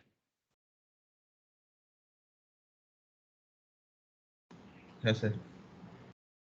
सर लुक एट सर, ये अंबुजा सीमेंट्स का एक चार्ट है सर, थोड़ा पुराना चार्ट है बट क्या फर्क पड़ता है, अंडरस्टैंड करो। लुक एट दिस एरिया, ये जो एरिया बना है ना सर, ये 215 का एरिया है, 215। सर यहाँ पर इसको रेजिस्टेंस माना जा रहा है सर, क्यों? क्योंकि अगर लास्ट फ्यू ट्रेडिंग सेशंस में देखा जाए तो अंबुजा बार बार इस जोन में जाके, जैसे यहाँ पर भी एक बना है देखो, ये जो एरिया है इस एरिया में जाके निफ्टी नहीं अंबुजा टूट गया सर, हाँ, फिर से नीचे आ गया। उसके बाद देखो यहाँ पर भी निफ्टी थोड़ा ऊपर गया था, लेकिन उसके बाद देखो, इसके बाद भी यहाँ पर देखो थोड़ा कंसंट्रेट हो गया। उसके बाद ऊपर तो गया है पर कहीं ना कहीं आके नीचे ही जा रहा है। तो एक बार दो बार, ठीक है, फिर यहाँ पर 3 बार कंसंट्रेशन कर रहा है पर नीचे जा रहा है। तो कहीं ना कहीं निफ्टी अपना एक रेजिस्टेंस लेवल बना के रखा है 215। निफ्टी कहीं ना कहीं अपना एक रेजिस्टेंस लेवल बना के रखा है एक 215 as per the current screenshot. अच्छा, ये गैप जितना ज्यादा माने जितना गैप ज्यादा होगी ये गैप बनेगा ना, ये उतना ऑथेंटिक माना जाता है। मैं बताता हूँ, मैंने ऐसा नहीं कि लगातार आपको दिख रहा है तो वो उससे रेजिस्टेंस समझा नहीं जाता। ये गैप जितना बड़ा हो उतना आपको फील आता है कि हाँ चलो एक रेजिस्टेंस लेवल तो इस पॉइंट में बन रहा है, इस पॉइंट में बन रहा है। तो रेजिस्टेंस को आइडेंटिफाई करना ना एक आर्ट है sir, it's art of trading. Resistance को आइडेंटिफाई करना एक आर्ट ऑफ ट्रेडिंग होता है। ये चाहे अंबुजा सीमेंट्स हो, निफ्टी हो या फिर कोई और स्टॉक हो, अदानी हो, इन्फोसिस हो, व्हाटएवर। तो यहाँ पर आपको मैं एक चीज बताता हूँ, ये जो 215 जो जोन है ना सर, ये रेजिस्टेंस है। लेकिन निफ्टी का ऑन दैट टाइम जब ये स्क्रीनशॉट लिया गया था तब मार्केट प्राइस चल रहा था 206। सो कहीं ना कहीं 206 आपका करेंट मार्केट प्राइस है और 215 आपका रेजिस्टेंस लेवल है। सो कहने का मतलब ऐसा है कि इसको थोड़ा कॉम्प्लेक्स किया गया है बिकॉज ताकि अंडरस्टैंड हो जाए। Resistance level indicated by a horizontal line, ये जो लाइन है ना 215 का, ये हॉरिजॉन्टल है, ये करंट मार्केट से हाई है, 206 से हाई है। So while the resistance level is at 215, the current market is 206 and the current candle and its corresponding price level are encircled for your preference. जो आपको मैं दिख रहा है। Now for a moment, let us imagine Ambuja Cements at rupees 206 forming a bullish Marubuzu. ध्यान से समझना sir, 206 में 206 पॉइंट में अगर ये एक बुलिश मारूबुजू बना रहा है, लुक एट सर, क्या आपको दिखाई दे रहा है एक बुलिश मारूबुजू बन रहा है, ये वाला 206 में। अच्छा ये तो इंगल्फिंग है, सॉरी ये तो इंगल्फिंग है, बट ये थोड़ा कॉम्प्रेस किया हुआ है, एक बुलिश मारूबुजू साइड में बना हुआ था, छोटा सा एक है, दिख नहीं रहा है। तो मैं कहना ये चाहता हूँ कि मानो कि इस पॉइंट में 206 में एक बुलिश मारूबुजू बन रहा, ठीक है। मारूबुजू क्या है सर, टकला कैंडल होता है, जिसका सर पे विग नहीं होता है, ठीक है। तो जस्ट मैं आपको ये कहना चाहता हूँ कि 206 में अगर आपको एक बुलिश मारूबुजू दिख जाए, ठीक है, 206 में अगर आपको एक बुलिश मारूबुजू दिख जाए जो करंट मार्केट से नीचे है, तो आपके लिए क्या कॉन्सेप्ट बना रहा है, आपके लिए क्या कॉन्सेप्ट बना रहा है, current candle and its corresponding price level in circuit. ये देखो, we know that this is signal to initiate a long trade and we also know that the stop loss for this trade is at 202. With the new found knowledge on resistance, we know that we can say 215 as possible target for this trade. माने आपको बस इतना कहना चाह रहा है sir, 215 अगर आपका रेजिस्टेंस लेवल बन रहा है बार बार, तो आप 215 को टारगेट बना सकते हो इन जनरल, ठीक है, और 206 में आप बाई कर सकते हो। तो अगर आप 206 में बाई कर रहे हो बिकॉज आपका कैंडल आपके साथ है, चाहे वो इंगल्फिंग हो चाहे वो मारूबुजू हो, 206 में अगर आप बाई बना रहे हो तो 215 आपका रेजिस्टेंस लेवल है, तो 215 आपका सेल बन सकता है बिकॉज 215 में मार्केट रेजिस्ट कर रहा है बार बार। सर ये तो मैं आपको स्क्रीनशॉट से बताया, लेकिन अगर आप इसको लाइव मार्केट में देखना चाहते हैं तो इसके बारे में भी एक मैं आपको समझाता हूँ। सिमिलर कॉन्सेप्ट हमको कहाँ मिलेगा, ये कौन सा, ये निफ्टी है। अच्छा निफ्टी को छोड़ते हैं, कोई इंडिविजुअल स्टॉक लेते हैं। इप्रो में मुझे ऐसा कुछ दिख नहीं रहा है, एक सेकंड। अदानी एंटरप्राइज,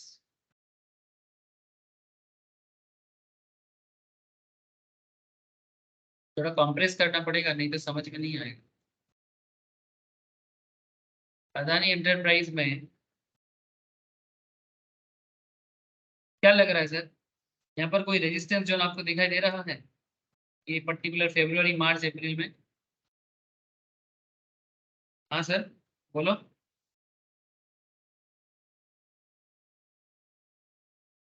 फरवरी मार्च अप्रैल तीन एरिया, यहाँ पर 3 मंथ का डेटा है, फरवरी मार्च अप्रैल, और ये मई खत्म हुआ, माने 1 महीना, 1 month, 2 month, 3 month, short term time period है। क्या आपको ये शॉर्ट टर्म टाइम फ्रेम में कोई रेजिस्टेंस जोन समझ में आ रहा है? चार्ट क्या बता रहा है बोलो, पीयूष, संपर्क, सभी को पूछ रहा हूँ मैं, बोलो सर। ঠিক আওয়াজ আসছে আমার? 2000 এর উপরে দুটো টপ আছে, ওই দুটো তো মনে হচ্ছে যোগ করলে রেজিস্ট্যান্স হতে পারে।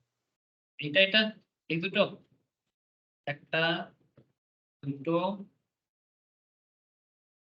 3 बन এটা रहा তো है। ডে চার্ট তো। हाँ डे चार्ट। হ্যাঁ, তাহলে তো তার আগেও তো ওখানে একটা আছে। हाँ बोल। স্যার, তার আগেও তো একটা আছে, দেখুন এই যে মানে আপনি যেটা লাস্ট গোল করলেন তার আগেও একটা আছে। হ্যাঁ ठीक है, হ্যাঁ हल्का सा प्रॉपर्ली हुआ नहीं, बड़ा नहीं उसके, तो कहीं ना कहीं হ্যাঁ মানে शॉर्ट, স্যার এই কাজটি করতে হবে। कहीं ना कहीं शॉर्ट टर्म फ्रेम में अगर देखा जाए डे चार्ट में, तो अदानी एंटरप्राइज अपने रेजिस्टेंस लेवल में ही थोड़ा सा ऑपरेट कर रहा है, ठीक है सर। रेजिस्टेंस लेवल से न्यू जोन तभी बन सकता है, मतलब ब्रेकआउट बोलते हैं उसको, इस जोन से ब्रेकआउट मिल सकता है अगर अदानी को कोई पॉजिटिव आउटकम आता है। अगर अदानी के बारे में कोई स्पेशल पॉजिटिव आउटकम आता है तो शायद अदानी इस जोन को छोड़ के पॉजिटिव जोन में और चले जाए। बट अगर आप शॉर्ट टर्म ट्रेडिंग वाइज देखो कि जिसने भी यहाँ पर मानो ट्रेड लिया है, ये क्या बना है बोलो तो, ये कौन सा पैटर्न है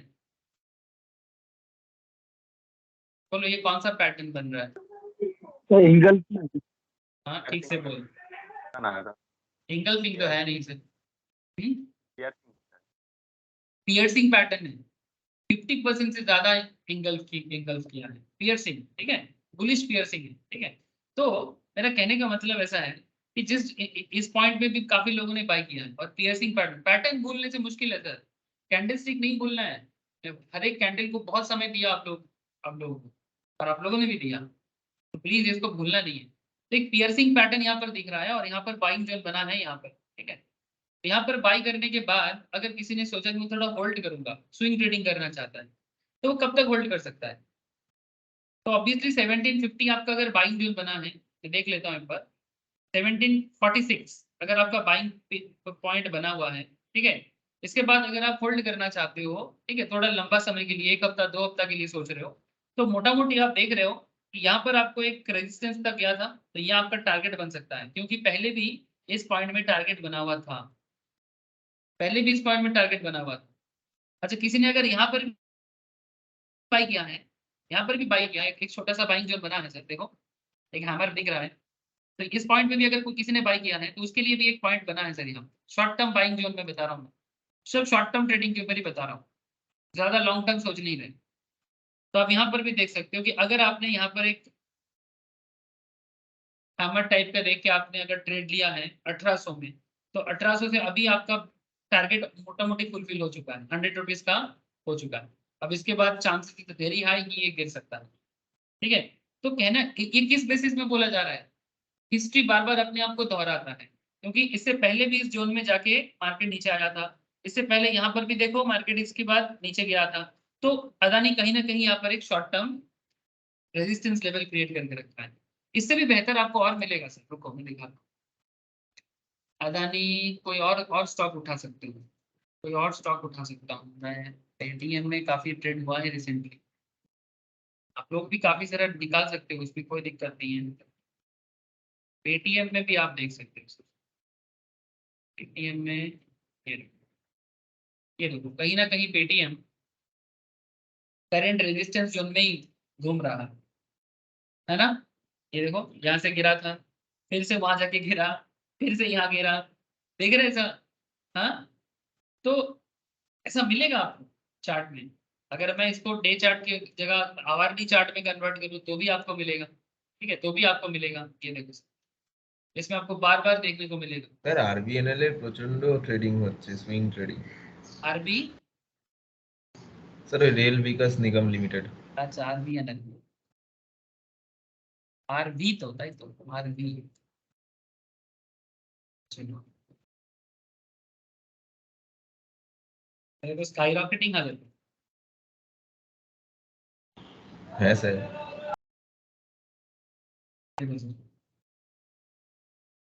काफी दिन तक साइडवेज था, उसके बाद आप देख सकते हो सर कैंडल क्या बना है यहाँ पे। हाँ, साइडवेज साइडवेज चल रहा था, उसके बाद कैंडल स्टिक किस तरह का डेवलपमेंट दिया है। और अगर आप रिसेंटली भी देखो, मतलब लास्ट 1 वीक का, तो आप यहाँ पर देखो लगातार 2 स्पिनिंग टॉप 2G बनने के बाद फिर आपको मौका बन गया, ठीक है, फिर आपको मौका दे दिए।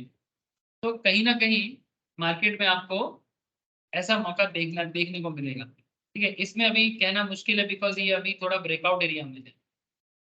ये ट्रेडिंग के लिए ना, ये थोड़ा शॉर्ट टर्म इन्वेस्टमेंट के लिए ठीक लग रहा है, तो it's not a perfect trading तो नहीं बन रहा है सर, ठीक है। और ये जो ट्रेड सेटअप बना है ना शॉर्ट टर्म में, अभी जस्ट शुरू हुआ है, ठीक है, अभी जस्ट शुरू हुआ है, इसको प्रेडिक्ट करना थोड़ा मुश्किल है, बिकॉज ये भी न्यू जोन डेवलप कर रहा है, ये भी अपना न्यू जोन डेवलप कर रहा है, ठीक है। तो इसको थोड़ा डेवलप होने दो, फिर इसके ऊपर चर्चा करेंगे। तो मैं बस इतना कहना चाह रहा हूँ आपको कि टारगेट कैसे फिक्स करेंगे, कि इसको आइडेंटिफाई करने के लिए रेजिस्टेंस लेवल आपको बहुत हेल्प करेगा। तो मैं आपको फिर से स्टडी में लेके आ जाता हूँ, ठीक है। तो आप स्टडी में फिर से फोकस करो, जो एग्जाम्पल मैंने आप लोगों को उठाया था, कि अगर आप 206 में बाई करते हो, और अगर आप करेंट रेजिस्टेंस लेवल को उसका टारगेट मानते हो, ठीक है, तो भी आपने करीब करीब कितना 9 रुपीज का शॉर्ट टर्म एक ट्रेडिंग कर लिया, ठीक है। ये सब 15 मिनट चार्ट से दिया गया है, 15 मिनट 1 घंटा का चार्ट से दिया गया। तो वाई 250 यू में वंडर, है ना, आपको ऐसा लग रहा है कि सर 215 को ही क्यों टारगेट फिक्स करें। तो रीजन बहुत सिंपल है, the resistance of 215 implies there is a likelihood of excess supply। अरे 215 215 ये बताना चाहता है कि इसमें सप्लाई एक्सेस हो जाएगा, सप्लाई एक्सेस माने सेल प्रेशर बढ़ जाएगा, माने जरूरत से ज्यादा लोगों के पास होल्डिंग हो गया है, अब वो सेल करके निकलेगा, इसीलिए 215 टारगेट फिक्स करना सही रहेगा, और बेसिकली और कुछ नहीं, प्रॉफिट बुकिंग होगा। तो एक्सेस सप्लाई जब भी मार्केट में हो जाएगा ना, ऑलवेज एक सेलिंग प्रेशर क्रिएट करता है।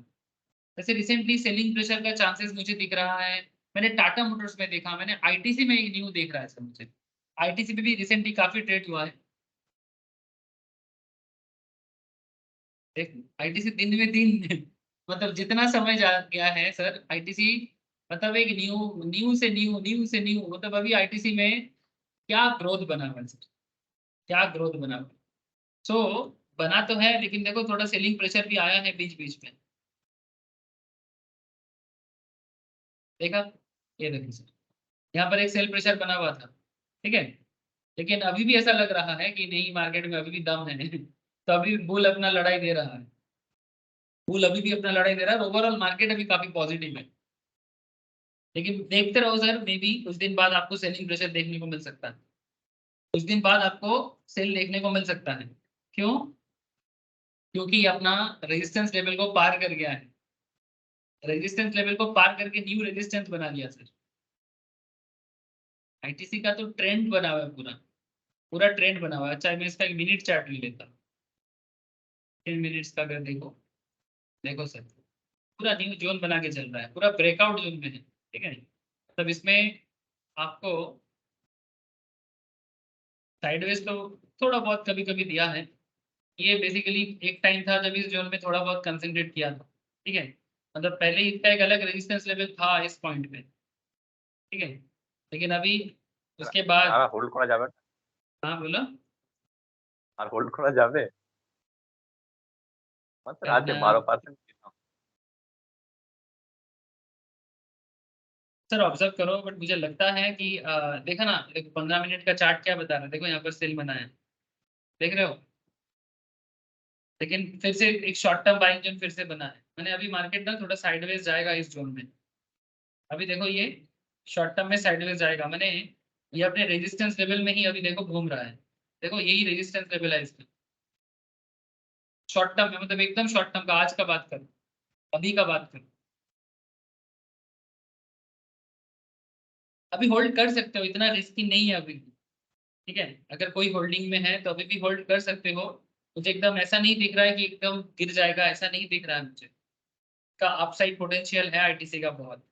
आईटीसी काफी दिनों से अंडर वैल्यूड सिचुएशंस में था, इसलिए अभी सबको आईटीसी बड़ा प्यारा हो गया है और आईटीसी धड़ाधड़ बढ़ते जा रहा है। डरने वाला बात तो मुझे अभी भी कुछ दिख नहीं रहा है, बट हाँ, अगर फर्दर कुछ रिसर्च करके मुझे मिलेगा तो मैं आपको बताऊंगा कि आईटीसी में होल्ड करना चाहिए कि नहीं करना चाहिए, अगर कोई होल्ड करके रखे हो। सर ध्यान से देखो, अभी बात समझो, आप लोग खुद एनालिसिस कर लोगे।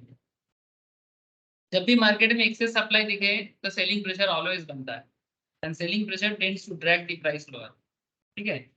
So hence the reason so stated above, when a trader is long, he can look at resistance points. जब भी आप किसी स्टॉक के बारे में लॉन्ग सोच रहे हो, माने आज बाई कर रहे हो और आप सोच रहे हो कि भाई कब तक होल्ड करें, तो आपको ऑलवेज रेजिस्टेंस लेवल की तरफ सोचना चाहिए कि भाई स्टॉक का रेजिस्टेंस लेवल क्या है। तो अगर रेजिस्टेंस लेवल मिल गया ना, तो ये आपको बहुत हेल्प करेगा कि एग्जिट पॉइंट पे ढूंढने कैसे, ठीक है, एग्जिट पॉइंट माने कहाँ निकलना है। So also with the identification of the resistance, the long trade can now be completely designed. Entry 206, stop loss 202 and target 215। मतलब जो अंबुजा सीमेंट का एग्जांपल लेके हम लोग आगे बढ़ रहे हैं, इसका एंट्री क्या था, 206 था, टारगेट हम लोगों ने फिक्स किया 215, और मारुबुजू का जो लो था वो स्टॉप लॉस लगा दिया 202, 202। अब ये जो ट्रेड सेटअप आपने लगाया, इसमें कुछ क्वेश्चंस अराइज होता है। How do we identify the resistance level? Identifying price points as either support or resistance is extremely simple. The identification process is the same for both support and resistance. The current market price is below the identified point. अगर current market price is below the identified point, तो उसे resistance कहते हैं, और अगर current market price above the identified point, तो उसे support point कहते हैं। समझाता हूँ, अब सपोर्ट लेवल देखो, आप सपोर्ट कैसे मिलेगा, अगर करंट मार्केट प्राइस अबव है आइडेंटिफाइड पॉइंट से, तो आप समझ लेना कि मार्केट नीचे भी जा सकता है, नीचे भी जा सकता है, मतलब जिस जोन में मार्केट अभी है, मार्केट वहां से नीचे भी आ सकता है, और नीचे आने का क्या चांसेस है वो सपोर्ट लेवल को बताते हैं। ये सिप्ला का एक चार्ट पैटर्न लिया गया है sir, Having learned about resistance, understanding the support level should be quite simple and intuitive. जैसे कि नेम क्या बताना चाहता है, support is something that prevents the price from falling further. Support का माने क्या होता है सर, इमेज भी कुछ बताना चाहते हैं कि वो दाम को और गिरने नहीं देना चाहिए। दाम जितना गिरा है उतना, उसके बाद वो और गिरेगा नहीं, क्योंकि वो अपना सपोर्ट लेवल को टच कर चुका है, क्योंकि वो अपना सपोर्ट लेवल को टच कर चुका है। अब इससे ज्यादा वो नीचे नहीं जाएगा, इससे ज्यादा नीचे वो नहीं जाएगा। अगर आपको ऐसा पॉइंट मिल जाए तो आप समझ लेना कि इसके बाद मार्केट में बहुत ही अच्छा बाइंग क्रिएट हो रहा है। ठीक है, एक सिप्ला का चार्ट आपके सामने है, मैं दिखाता हूँ, फिर मैं लाइव मार्केट में फिर से ढूंढता हूँ। ठीक है, तो as the name suggest the support is something that prevent the price from falling further. Support level is the price point of the chart where the trader expect maximum demand. And demand money buying coming into the stock or index. Whenever the price falls to the support line, it is likely to bounce back. ठीक जैसे recently IT stock में हुआ है। यही चीज मैं आप लोगों को कुछ दिनों से समझाने जा रहा था। ठीक है कि सर आईटी स्टॉक को देखो, सर आईटी स्टॉक को देखो। ठीक है, रिसेंटली बार बार आपको बोल रहा था कि जैसे आपको मैं थोड़ा इसको कॉम्प्रेस करता हूं, लुक एट सर, ये विप्रो है मेरे सामने, अभी विप्रो है। मैं आशा करता हूं कि आपको दिखाई दे रहा है। मैं थोड़ा सा और जूम करता हूं,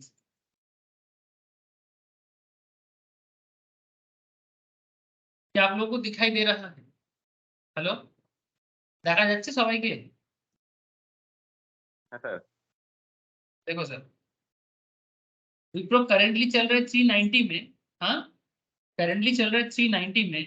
बट मैंने आप लोगों को ये चीज बताना था बार बार, जब से ये विप्रो नीचे गिरा है अप्रैल और मई, पूरा मिड वे में मैं आपको बार बार बता रहा था, look at the IT stocks. But इसका ये जो बियरिशनेस है, इस बियरिशनेस से पहले का मार्केट को देखो आप, इस बियरिशनेस का पहले का मार्केट को देखो आप, शॉर्ट टर्म ही देखो आप, ज्यादा लॉन्ग टर्म जाने का जरूरत नहीं है।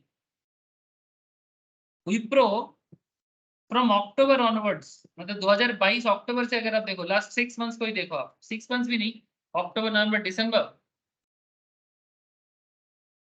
3 4 5 6 महीना, लास्ट 6 मंथ्स को देखो आप, विप्रो कहीं ना कहीं अपना एक जोन बना के चल रहा था। ठीक है, तो ये उसका देखो, इस पॉइंट के से बेहतर होगा मुझे, ये पॉइंट में ज्यादा ठीक लग रहा है। यहाँ से नीचे गया था, फिर ऊपर चला गया, फिर नीचे चला गया, फिर ऊपर जाया, फिर इस पॉइंट में वापस आया। तो कहीं ना कहीं आपको ये नहीं लग रहा है कि निफ्टी अपना मतलब एक शॉर्ट टर्म रेजिस्टेंस जोन में है? अगर यहाँ से न्यू ब्रेकआउट मिलता है तो इसको मौका मिलेगा। जैसे आज तो गैप अप हुआ है सर, नो डाउट हुआ है गैप अप, बट अगर मौका मिलेगा तो हल्का सा बढ़ने का चांसेस है, बिकॉज आईटी स्टॉक में अब बस कुछ पॉजिटिव पॉइंट ऑफ व्यू का मैटर है कि अगर मार्केट में স্যার আজকে নিচে নিচে গ্যাপ আপ हाँ बोलो, বলছি স্যার যে নিচে নিচে গ্যাপ আপ হয়েছে sir. Yes sir gap up हुआ है, वही मैं बोल रहा हूँ। ठीक है, तो मैं बस इतना कहना चाहता हूँ कि इसका रेजिस्टेंस जोन तो हम लोग को दिखाई दे रहा है, बट जिन्होंने ये जोन को आइडेंटिफाई कर लिया, डबल बॉटम भी फॉर्म हुआ था। मैं डबल टॉप डबल बॉटम में आऊंगा सर। देखो डबल बॉटम फॉर्म हुआ है, और ये डबल बॉटम एक्चुअली आपको सपोर्ट लेवल में देखने को मिलता है। तो कहीं ना कहीं ये अपना सपोर्ट जोन को छोड़ के नीचे आ गया था।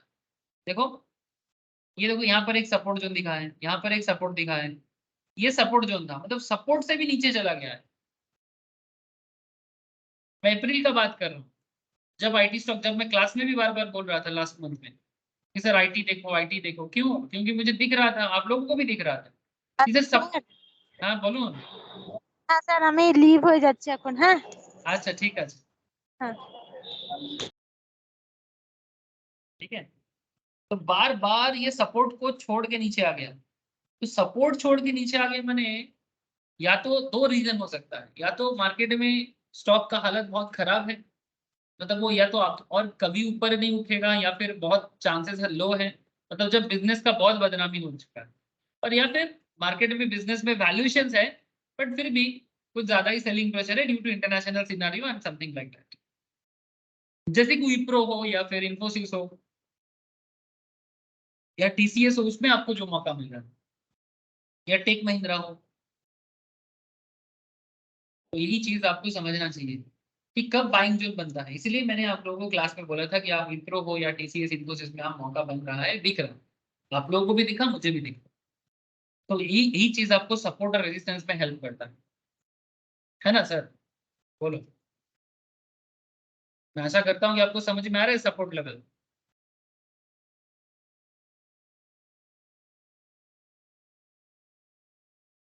सिप्ला का जो चार्ट अभी हमारे सामने है, इसमें जो हॉरिजॉन्टल लाइन है सर, इसमें 435 का एक जोन है। 435 ये आपके लिए एक जोन बना हुआ है, और इस जोन को सपोर्ट लेवल बोल सकते हो आप। मार्केट को अंडरस्टैंड करने का अलग तरीका होता है। तो ये सपोर्ट क्यों, ध्यान से देखना सर, ये सपोर्ट क्यों? करंट मार्केट प्राइस 442 में जा रहा है, दिस इज द सीएमपी, और सपोर्ट को 435 माना जा रहा है। माने कहीं ना कहीं मार्केट, इससे पहले भी हुआ है कि मार्केट 435 से बाउंस बैक किया, मार्केट 435 से यहाँ पर भी बाउंस बैक किया है, मार्केट यहाँ पर भी बाउंस बैक किया। तो ये दोनों चीज, और यहाँ पर भी पहले भी देखने को मिला है कि 435 से मार्केट बाउंस बैक किया है। हाँ, 435 से नीचे भी गया है, 435 से नीचे भी गया है, बट शॉर्ट टर्म मूवमेंट को देखो सर, लगातार 2 बार ये कॉम्प्रेस किया हुआ है, ठीक है। तो लगातार 2 से 3 बार मार्केट ऐसा हुआ है कि 435 से बाउंस बैक किया। तो कहीं ना कहीं ये कॉम्प्रेस है बोल के आपको बहुत क्लोज दिख रहा है, बट जब भी आप इसको स्प्रेड कर दो ना, इसमें कम से कम 2 महीना आ जाएगा अगर डे चार्ट है, ठीक है। तो आपको ये बात समझना पड़ेगा कि आखिर सपोर्ट लेवल कैसे देखना है। तो कुछ important point, support level indicated by horizontal line, जो करंट मार्केट प्राइस से नीचे रहेगा। याद रखें सर, करंट मार्केट प्राइस 442 है, तो सपोर्ट 435 पे दिख रहा है। While the support level is at 435, the current candle is 442. जैसे हम लोगों ने इन्फोसिस में किया, इसमें भी देखा हम लोग। विप्रो जब अभी 390 है, ठीक है, अभी कोई जोन नहीं बना हुआ है, बट जोन बना था जब मार्केट यहाँ पर, ठीक है। या फिर आप ये इस दोनों को मान सकते हैं, मैं तो इसी को सपोर्ट मानूंगा, ये तो सपोर्ट से नीचे चला गया था, मैंने सपोर्ट था एक्चुअली इसका 378, 378 मोटा मोटी इसका सपोर्ट जोन था, 375 78 इसका सपोर्ट था, 75 से भी नीचे चला गया सर। तो कहीं ना कहीं करंट मार्केट प्राइस सपोर्ट से थोड़ा हाई जा रहा है अभी। तो परफेक्ट बाइंग जोन तो नहीं है, बट ऑब्जर्व करो, ठीक है, मार्केट को ऑब्जर्व करना है। तो आई होप कि आपको समझ में आ रहा है कि जब बात हुआ था क्लास में तब क्यों हुआ था। तो 435 as per the current Cipla example, ये सिप्ला का एग्जांपल है, जब सिप्ला 435 में कभी चलता था तब का एग्जांपल। तो like we did while understanding resistance, let us imagine a bearish pattern. जब भी आप रेजिस्टेंस देखो तो आपको बेयरिश पैटर्न देखना चाहिए। Perhaps a shooting star at 442 with a high of 446, और आप शूटिंग स्टार देखते हो 442 में, 442 में, ध्यान से बात को समझना। Support level 435 and current candle 442, current candle and is corresponding price level are in circle, ठीक है, जैसे कि यहाँ पर ये दिखाया गया है सर। सपोर्ट है 435 में और करंट मार्केट जा रहा है 442 में। अगर आपको लगता है कि मार्केट इस पॉइंट से नीचे गिरेगा तो कहां तक जा सकता है? माने बात ऐसा कहना चाहता है कि 442 में सेल करो। अगर 442 में आप सेल करते हो, सेलर बन रहे हो, माने short cell sir, short cell, ठीक है। माने आप ऑप्शन मार्केट वाइज अगर बात करें तो ऑप्शन में आप क्या हो, ऑप्शन में आप ऑप्शन क्या करोगे, कॉल ऑप्शंस क्या करोगे, कॉल सेल पुट बाई, कह रहे सही बोला ना?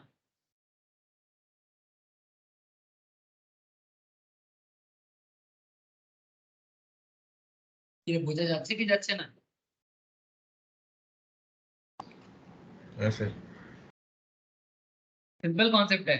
अगर आप किसी पर्टिकुलर स्टॉक के बारे में बेरिश हो, ठीक है, जैसे ये मार्केट 442 में जा रहा है और आपको कोई बेरिश पैटर्न दिख रहा है, ठीक है, से फॉर एग्जांपल ये एक बेरिश पैटर्न है, मैंने एग्जांपल दिया, कोई बेरिश इंगल्फिंग हो सकता है या समथिंग लाइक दैट। तो अगर आपको एक बेरिश पैटर्न दिखे तो मार्केट नीचे गिरेगा, तो फिर टारगेट क्या होना चाहिए, जो नियरेस्ट सपोर्ट लेवल है वो आपका टारगेट होना चाहिए। तो लगातार देखा गया है कि मार्केट 435 जोन से बाउंस की, तो 435 को टारगेट बना के आपको चलना चाहिए। और स्टॉप लॉस क्या होना चाहिए?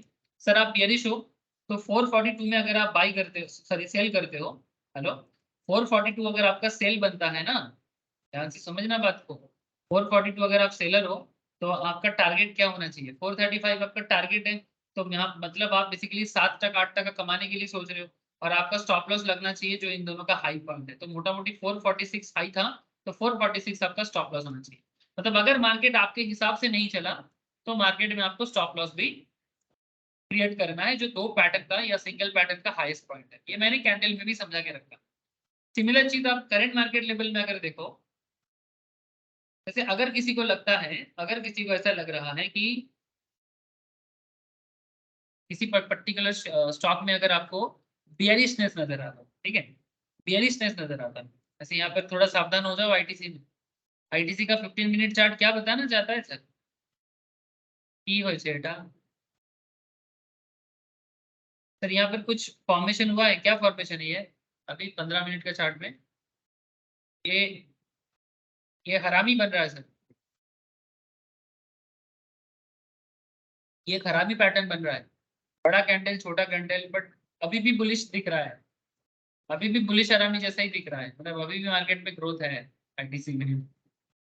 हाँ सर, अभी भी आईटीसी में ग्रोथ है। अब इसको देखने का और भी तरीका है, मैं आगे आगे बताऊंगा आपको, लेकिन जस्ट मैं आपको एग्जाम्पल के तौर पे बता रहा हूँ कि जब भी आपको किसी पर्टिकुलर स्टॉक में, जब भी आपको किसी पर्टिकुलर स्टॉक में कोई नेगेटिव सिचुएशन दिखे, नेगेटिव माने आपको लग रहा है कि मार्केट गिरेगा, ठीक है, और उसका पूरा कारण है, उसके पीछे काफी रीजंस है, जैसे कि आईटी स्टॉक गिरने के पीछे रीजंस था, अदानी गिरने के पीछे रीजंस था, पेटीएम गिरने के पीछे रीजंस था, या फिर कैंडल का रीजन। अगर कोई रीजन नहीं है तो कैंडल रीजन कुछ तो होगा, तो कैंडल तो बेसिकली मार्केट का जो ओरिजिनल पैटर्न है उसी को लेके बनता है।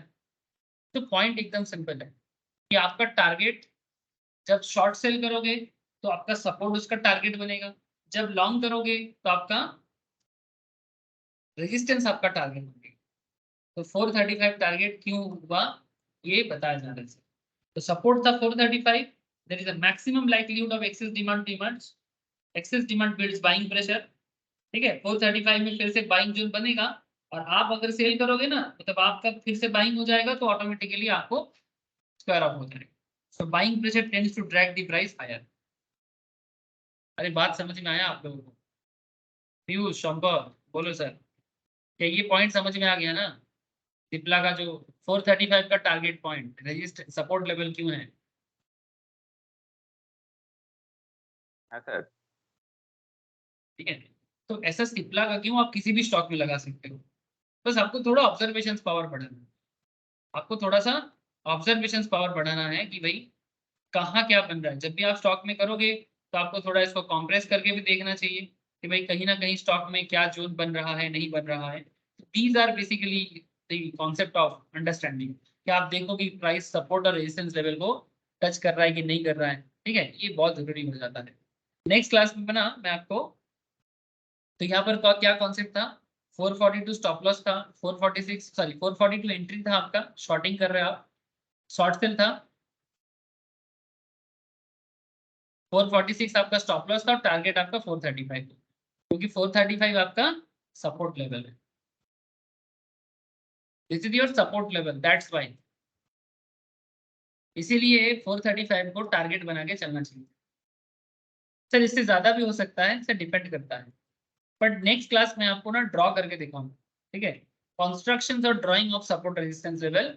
ये कॉन्स्ट्रक्शंस कैसे करोगे ये मैं आपको ग्राफ मतलब डायरेक्ट ट्रेडिंग प्लेटफॉर्म में आपको दिखाऊंगा कि आपको कैसे ड्रॉ करना चाहिए, ठीक है, कि कैसे, यहाँ पर ऑलरेडी मैं आपको कुछ दिखा दिया, ठीक है, बट फिर भी मैं नेक्स्ट दिन आपको सॉफ्टवेयर के थ्रू से कि कैसे कैसे सपोर्ट रेजिस्टेंस को ड्रॉ किया जाता है, जिसमें मार्केट काफी काम करते हैं सर, ठीक है, इसको प्राइस एक्शन जोन भी कहा जाता है। मैं नेक्स्ट क्लास में इसको ड्रॉइंग करके सीखूंगा, ठीक है, बाकी और कुछ नहीं है सपोर्ट रेजिस्टेंस में, बस थोड़ा ड्रॉ करना है और उसके बाद रिलायबिलिटी बिल्डअप करना है और ऑप्टिमाइजेशन चेक करना है, ठीक है।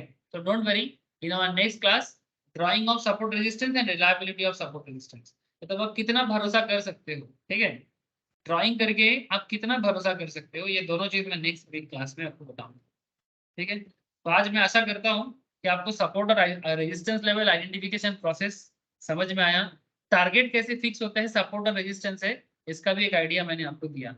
सपोर्ट रेजिस्टेंस को आइडेंटिफाई करने का, टारगेट को आइडेंटिफाई करने का देयर आर और भी प्रोसेस है जो आपको मैं ऑप्शंस मार्केट में भी बताऊंगा। ठीक है, सो ठीक है सर, आज तो क्लास इतना ही है, बाकी चर्चा मैं नेक्स्ट वीक करता हूँ, और कल का क्लास सब लोग का है ऑप्शंस में, ठीक है उसमें। तो धीरे धीरे हम लोग टेक्निकल का ये सिलेबस भी, ফান্ডামেন্টালে পড়াবো না? হ্যাঁ বল, বুঝলাম না রে বল। আপনাকে এসএমএস করেছিলাম, ফান্ডামেন্টালের কিছু দেবেন তো আমাকে কিছু? ফান্ডামেন্টালের কিছু দেবো? আচ্ছা ঠিক আছে, ফান্ডামেন্টালের কিছু হ্যাঁ। ক্লাস থেকে পাঠাবো। আপনার ওই চ্যানেলে তো ইউটিউব চ্যানেলে খুঁজছিলাম তো ফান্ডামেন্টালের ইউটিউব চ্যানেলে মনে হয় নেই। ঠিক আছে, আমি পাঠিয়ে দেবো, আমি পাঠিয়ে দেবো। ঠিক আছে। ঠিক আছে, ओके सर स्मिथ, टाटा। आज इतना ही है, फिर कल मिलते हैं। স্যার বলছি ঠিক আছে। বৃহস্পতিবার দিন